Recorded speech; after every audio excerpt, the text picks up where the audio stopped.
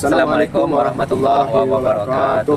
Baik, di video kali ini kami berdua akan membahas mengenai sejarah pembaruan dunia Islam.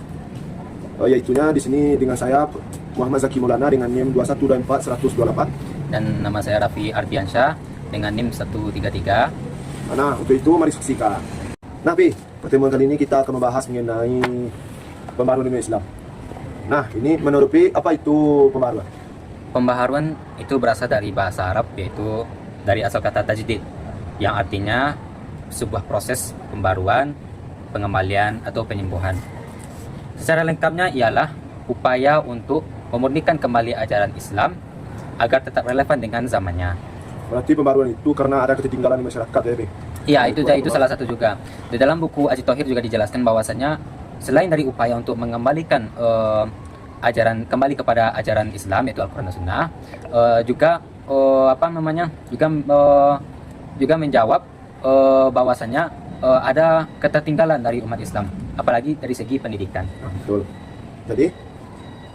Jadi kira-kira dari definisi yang Raffi paparkan tadi itu ada latar belakangnya.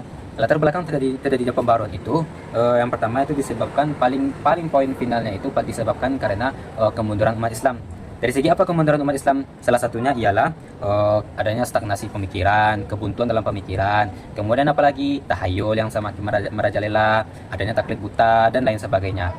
Kira-kira ada tambahan dari Zaki?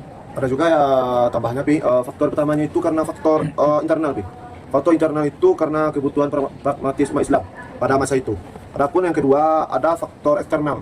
Faktor eksternal itu karena adanya kontak Islam dengan Barat, juga merupakan faktor terpenting yang bisa kita lihat. Nah, itu.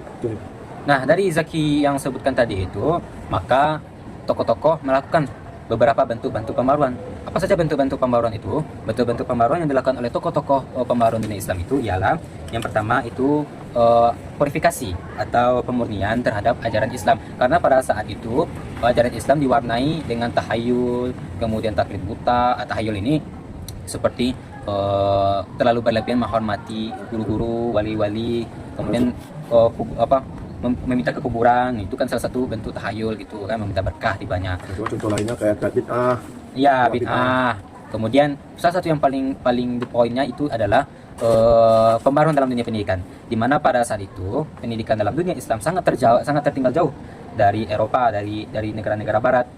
Maka dari itu tokoh-tokoh ini melakukan suatu upaya, yaitu mendirikan ada beberapa tokoh yang mendirikan sekolah, kemudian memasukkan beberapa ilmu-ilmu pengetahuan ke dalam sekolah tersebut, yang bukan hanya merujuk kepada agama tetapi juga mempelajari ilmu sains, teknologi dan lain sebagainya.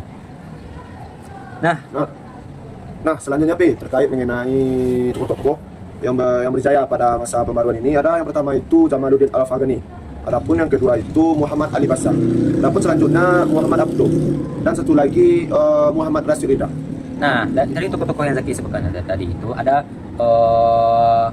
Ibrah.